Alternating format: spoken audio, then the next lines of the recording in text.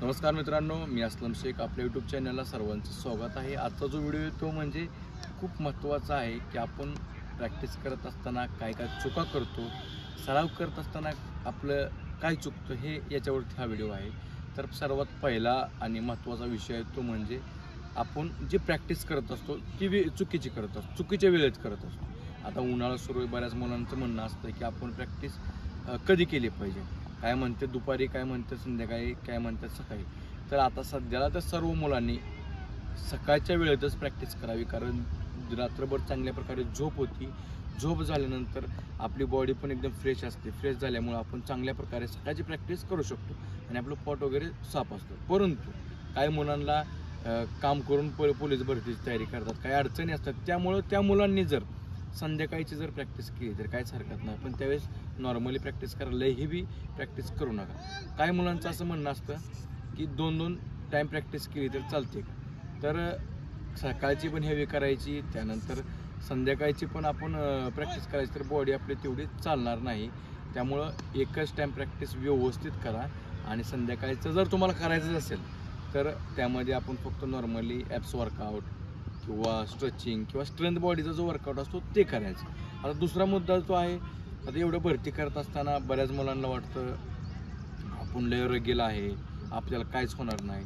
तर त्यामुळं अशा गैरसमजमध्ये राहायचं नाही. आपण भरतीची सराव करत असताना कधीही इंजुरी असते ती टाळायची आहे, जेणेकरून आता मुलांना रनिंग करताना काय होतं, सिनपिन होणं. ही सिनपिन होण्याची कारणे काय आहेत? आपण व्यवस्थित शूज न वापरणं, व्यवस्थित डाएट न करणं, व्यवस्थित प्रॅक्टिस न करणं. प्रॅक्टिस करायची तर रोडवर करतात किंवा डोंगरात करतात, तर त्या मुलांना इंजुरी होती. इंजुरी त्याचबरोबर कंबरदुखी, गुडघेदुखी ह्या रिझन आहेत, ह्या टाळायच्यात. कारण आपण एवढा सराव केलेला असतो, भरतीच्या बरोबर तोंडावरती आपल्याला इंजुरी होती. इंजुरी झाल्यामुळं आपण पूर्णपणे भरतीतून बाहेर पडतो, भरतीला जाता येत नाही. ह्या इंजुरी टाळायच्या आहेत. गैरसमजमध्ये राहायचं नाही की मी लय रानटी आहे, माझ्याकडलं ह्युमॅनिटी पॉवर आहे. तर इंजुरी सांगून येत नसते. जर तुम्ही चुकीचा वर्कआउट केला, चुकीच्या ठिकाणी केला, तर इंजुरी 100% येत राहते. आता पुढचं तो आहे तिसरा मुद्दा, वर्कआउट काय केला पाहिजे.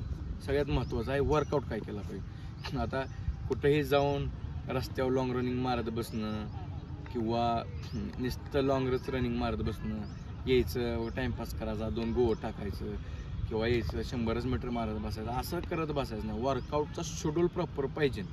आपण वर्कआउट काय केला पाहिजे, आठवड्याचा वर्कआउट काय असला पाहिजे, ह्याचं प्रॉपर शेड्यूल असेल तर तुम्ही भरतीला तुम्हाला चांगल्या प्रकारे मार्क पडतो.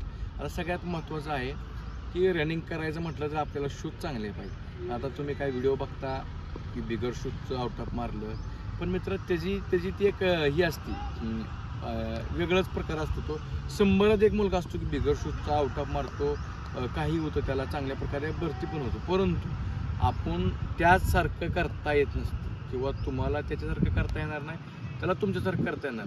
त्यामुळं दुसऱ्याचं बघून आपण काहीसुद्धा करायचं नाही. आपण आपल्या सेफ्टीसाठी, आपल्या फायद्यासाठी चांगल्या प्रकारचे शूज वापरायचे. आता शूज कोणते वापरायचे त्याबद्दलचा मी एक व्हिडिओ बनवतो, परंतु चांगले शूज वापरा जेणेकरून तुम्हाला इंजुरी होणार नाही आणि तुम्हाला रनिंगला पण एकदम भारी वाटेल. आता पुढचा मुद्दा आहे की सगळ्यात इम्पॉर्टंट आहे मित्रांनो, की डाएट काय करायचं. एवढं सारं वर्कआउट करतो म्हणजे आपण डाएट प्लॅन चांगलाच असणं गरजेचं आहे. त्यामध्ये प्रोटीनचे जेवढे काही पदार्थ आहेत ते सर्व खाणं गरजेचं आहे. त्याचबरोबर दिवसभर पाणी चांगलं पिणं गरजेचं आहे, रेस्ट करणं गरजेचं आहे, सलाड वगैरे खाणं गरजेचं आहे.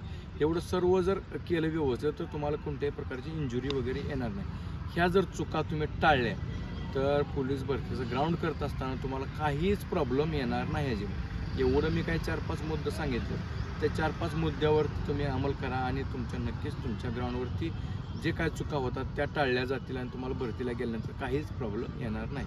असेच व्हिडिओ पाहण्यासाठी आपल्या आयडीला फॉलो करा. जय हिंद.